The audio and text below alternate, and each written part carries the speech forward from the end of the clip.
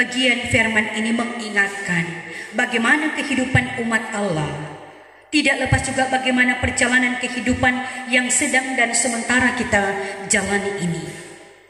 Kita harus ingat, kita harus sadar dosa yang selalu menghalangi dan membatasi, sehingga perdamaian itu selalu jauh dari kehidupan kita.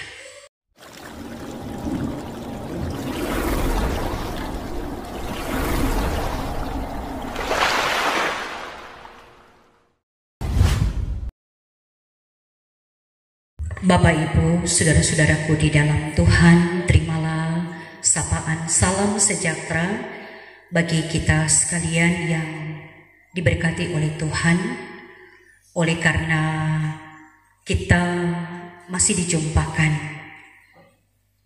dalam keadaan baik, kita masih menikmati berkat yang sangat luar biasa ketika sehat dan kuat.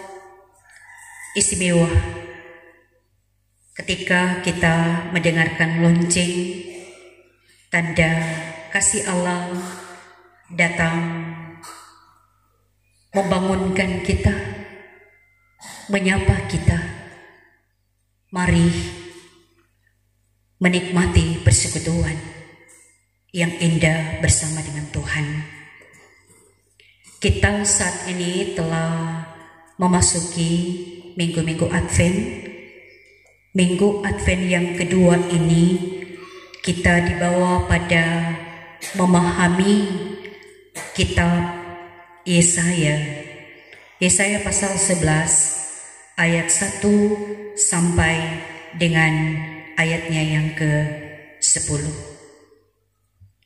Dengan tema mingguan yang menuntun tunas Isai yang akan datang. Jemaat yang dikasihi dan diberkati oleh Tuhan,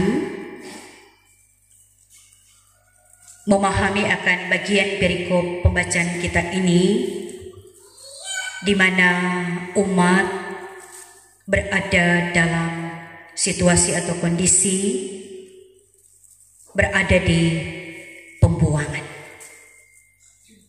Kenapa mereka berada di pembuangan? Akibat dosa. Umat berpaling menyembah ilah-ilah lain, menyembah berhala, mengakibatkan kehidupan mereka berada dalam tekanan, berada dalam keterpurukan, berada dalam penderitaan. Mereka pesimis,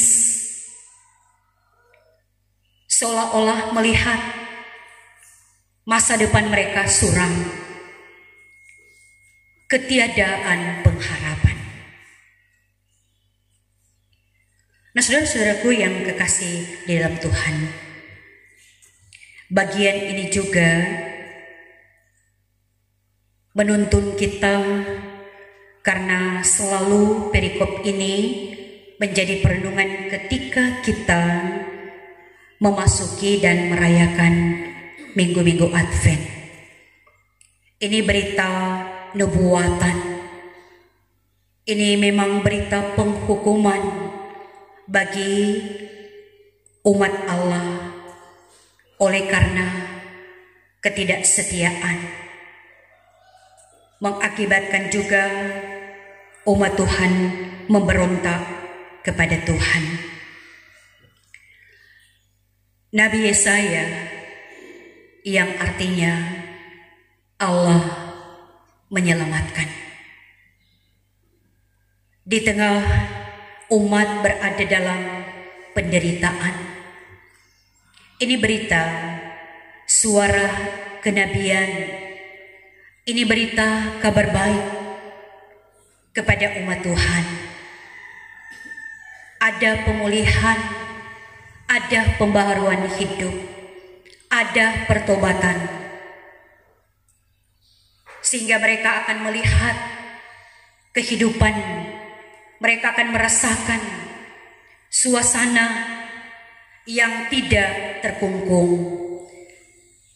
yang tidak terpenjara, tetapi mengubah kehidupan umat ketika mereka sadar, insaf, ketika mereka bertobat, menumbuhkan mereka harus optimis, karena akan datang seperti dalam pembacaan kita, perikop kita, tunas Isai yang akan datang. Tunas Isai yang adalah keturunan Daud yang menunjuk pada Mesias yang akan datang, di mana Yesaya dia mengambil contoh seperti pohon.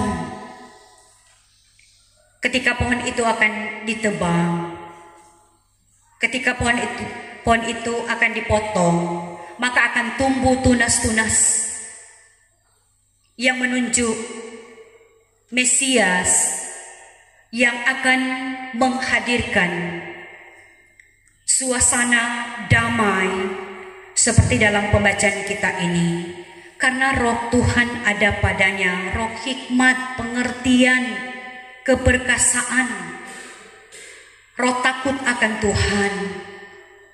Dia tidak menghakimi menurut penglihatan.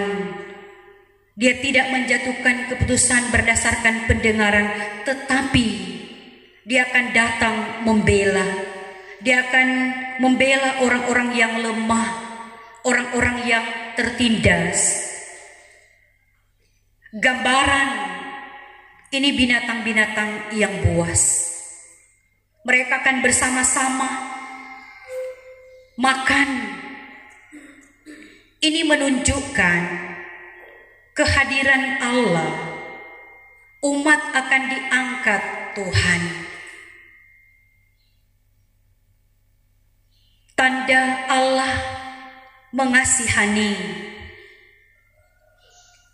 Allah menyatakan kasih-Nya kepada umat. Nah, saudara-saudaraku yang kekasih di dalam Tuhan, apa makna bagian pembacaan Alkitab di saat ini ketika kita sedang dan sementara memasuki, merayakan, dan memaknai minggu-minggu Advent ini? Ketika juga memang kita merenung sejenak bagaimana kehidupan umat Allah ketika mereka berada dalam pembuangan, menyadarkan juga kehidupan setiap kita. Seolah-olah juga suasana yang dialami oleh umat Tuhan adalah suasana dan kondisi yang sekarang ini kita sedang bergumul, kita sedang berjuang.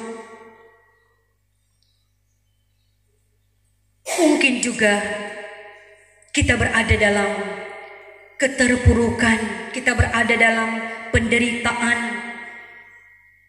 Kita mungkin pesimis, ketiadaan pengharapan dengan keadaan yang ada sekarang ini. Tuhan memang mungkin berproses dengan kehidupan setiap kita. Sebagaimana umat Allah, Allah mendidik, Allah menghajar umat sebagai bentuk kasih-Nya. Untuk apa? Agar supaya setiap kita datang mencari Allah, datang menyembah Dia. Pesan firman ini adalah berita pengharapan, kabar baik bagi setiap kita. Bahkan gambaran juga binatang-binatang buas ketika mereka bisa bersama-sama adalah juga menunjuk bagaimana sebenarnya hati setiap kita, bagaimana perilaku kita, bagaimana cara hidup kita. Kenapa damai itu sebenarnya begitu dekat dengan kehidupan kita, tetapi seolah-olah jauh dari kehidupan ini. Menunjuk lagi hati setiap kita. Kita masih mudah marah, mudah benci, mudah dendam. Sehingga tanpa kita sadari sebenarnya firman ini, dia selalu datang mengingatkan kita seperti ungkapan daripada Yakobus, di mana ada iri hati, pasti di situ akan ada perselisihan, ada pertengkaran, ada kekacauan. Kalau kita ingin damai, kita ingin hidup dalam keselamatan Allah, yang tentu cara-cara ini semakin berkurang, semakin kita singkirkan, semakin kita tanggalkan di dalam kehidupan ini. Olehnya, masa-masa Advent ini kiranya membawa perubahan hidup yang besar dalam kehidupan keberimanan kita. Sehingga masa-masa Advent ini tidak berlalu begitu saja, tidak sekedar rutinitas saja, tetapi akan berdampak bagaimana iman kita, sehingga kita terus memiliki pengharapan yang baru. Dan janji-janji Tuhan itu tidak akan pernah pudar di dalam kehidupan ini. Jadi sekali lagi, bagian firman ini mengingatkan bagaimana kehidupan umat Allah, tidak lepas juga bagaimana perjalanan kehidupan yang sedang dan sementara kita jalani ini. Kita harus ingat, kita harus sadar dosa yang selalu menghalangi dan membatasi, sehingga perdamaian itu selalu jauh dari kehidupan kita. Masa-masa Advent ini lagi mengingatkan kita, mari kita bertobat. Mari kita mendekatkan diri kepada Allah. Mari kita optimis, sambil juga roh takut akan Tuhan itu akan ada dalam kehidupan ini. Sehingga yang pasti, manusia lama kita ini kita akan mampu singkirkan.